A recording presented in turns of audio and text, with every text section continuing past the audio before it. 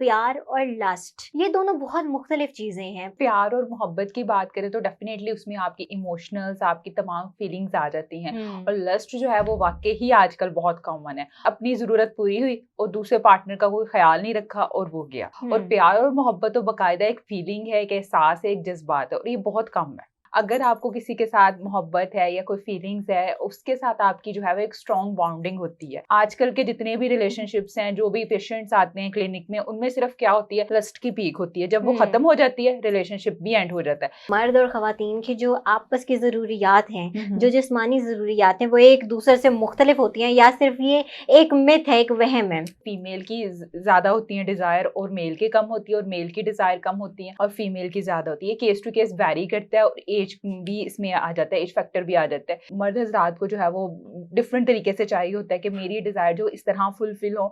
अस्सलाम वालेकुम, health matter podcast के साथ मैं हूं आपकी मेज़बान हफ्सा खालिद।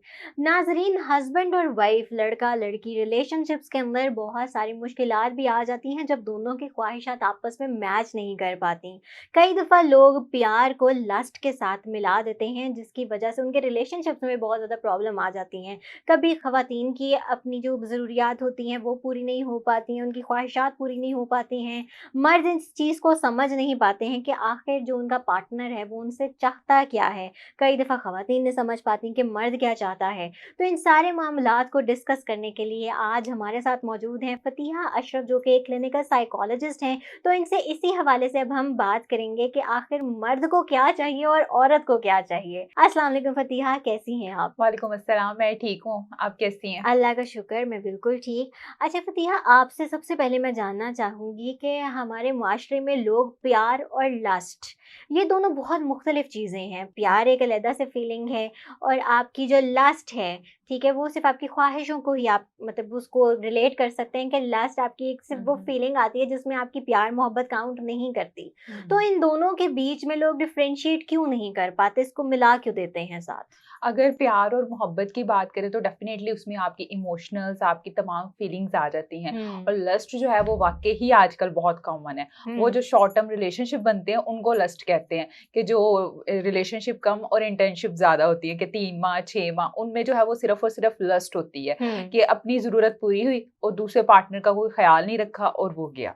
और हुँ। प्यार और मोहब्बत तो बाकायदा एक फीलिंग है, एक एहसास है, एक जज्बात है और ये बहुत कम है। ओके, तो लोग इसमें डिफरेंशिएट क्यों नहीं कर पाते? वो इसको मिक्स अप क्यों कर देते हम्म। हैं और उसके बाद एक टाइम के बाद हम्म। उन्हें होश आती है, जी मुझे तो इससे प्यार ही नहीं है। अगर आपको किसी के साथ मोहब्बत है या कोई फीलिंग्स है, उसके साथ आपकी जो है वो एक स्ट्रॉन्ग बॉन्डिंग होती है। हुँ। कैसे होती है? उसका आप ख़्याल करते हैं, एहसास करते हैं। किसी भी रिलेशनशिप में सबसे पहला जो है वो है एहसास का। अगर हुँ। आपको किसी का एहसास ही नहीं है तो वो रिलेशनशिप नहीं है। रिश्ते जो हैं वो हमेशा एहसास से बनते हैं। ये भी नहीं कह सकते कि उसको मेरा एहसास नहीं है और फिर भी मैं उससे मोहब्बत करता हूँ, ऐसा तो है ही नहीं है। अगर हम लस्ट की बात करें, उसमें सिर्फ़ और सिर्फ़ वो मेल में भी हो सकती है और फीमेल भी में भी है।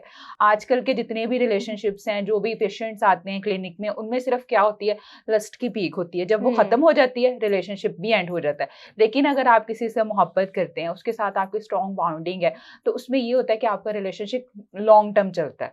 इसीलिए सिर्फ और सिर्फ इमोशनल बॉन्डिंग को स्ट्रॉन्ग करें, इमोशनल अटैचमेंट हो आपकी उसके साथ। राइट। अच्छा, क्या ये बात वाक़ई ही सच है कि मर्द और ख़वातीन की जो आपस की ज़रूरियात हैं, हुँ, जो हुँ। जिस्मानी ज़रूरियात हैं, वो एक दूसरे से मुख्तलिफ होती हैं या सिर्फ़ ये एक मिथ है, एक वहम है? अगर उनकी ज़रूरियात की बात करें तो वाक़ई वो एक-दूसरे से मुख्तलिफ भी हो हुँ। सकती हैं, लेकिन सब केसेस में नहीं। समटाइम ये होता है कि फीमेल की ज़्यादा होती है डिज़ायर और मेल की कम होती है, और मेल की डिज़ायर कम होती है और फीमेल की ज़्यादा होती है। केस टू केस वैरी करता है और एज भी इसमें आ जाता है, एज फैक्टर भी आ जाता है कि किस एज में जो है वो पाया जा रहा है। अगर हम बात करें फीमेल की, तो फीमेल की डेफ़िनेटली एक एज होती है, 30 की एज होती है या 30 के बाद की, उसमें जो है उनकी डिज़ायर ज़्यादा होती हैं। और मेल की जो है वो अगर उन अपनी डाइट का ख़्याल नहीं रख रहे या हुँ। डायबिटीज़ पेशेंट है, तब उनकी जो डिज़ायर है वो कम हो जाती है। ये वैरी करती है कि आप किस एज ग्रुप में हैं। अगर आपका एज ग्रुप जो है वो इसके अकॉर्डिंग है तो आपकी डिज़ायर ज़्यादा होंगी। और अगर इनकी डिफरेंशिएट बात करें तो वाक़ई डिफरेंट भी होती हैं। समटाइम ये होता है कि मर्द हज़रात को जो है वो डिफरेंट तरीके से चाहिए होता है कि मेरी डिज़ायर जो इस तरह फुलफ़िल हो, और फीमेल को जो है वो डिफरेंट तरीके से चाहिए होता है कि दोनों की जो है वो डिफरेंट ही होती हैं। अच्छा।